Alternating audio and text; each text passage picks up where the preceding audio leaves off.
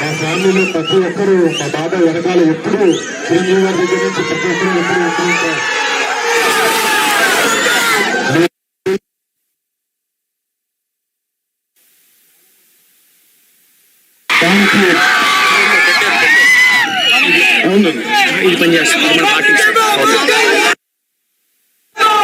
ఇలా జనసేన వెనకాల నుంచి పనిచేసిన ప్రతి ఒక్క జనసేనని ప్రతి ఒక్క జనసైనికుడికి నా ధన్యవాదాలు.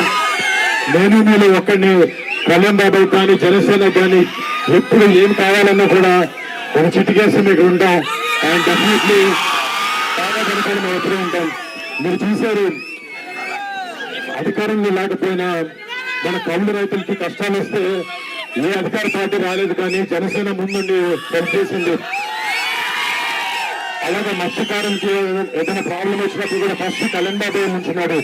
బాబాకి ఒక్కసారి మీరు అందరూ గెలిపించి అసెంబ్లీకి పంపిస్తే రేపు పొద్దున పిఠాపురాన్ని దేశం మొత్తం తీసుకు చేస్తారు. దాని ఎటువంటి అసలు లేదు. అండ్ మీ అందరికీ రేపు పొద్దున చుట్టుపక్కల ప్రతి గ్రామంలో పిఠాపురం అంటే ఒక రేంజ్ లో ఉండేటట్టు చూస్తారు. అంటే మాకు కూడా మా కుటుంబ సభ్యులకి చిన్నప్పటి నుంచి మేము నెల్లూరులోను మొగతూరులోను పెట్టి పెరిగిన తర్వాత సినిమా ఇండస్ట్రీ అటు ఇటు తిరుగుతున్నాం. మాకు సొంతూరు అంటే ఆలోచిస్తుంటే ఒకటేలా లేదు. కానీ ఇప్పుడు మా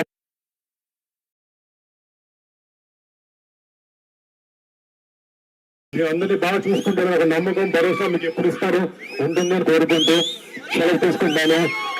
జై పవన్ కళ్యాణ్, జై జనసేన, జై థ్యాంక్ యూ సో మచ్.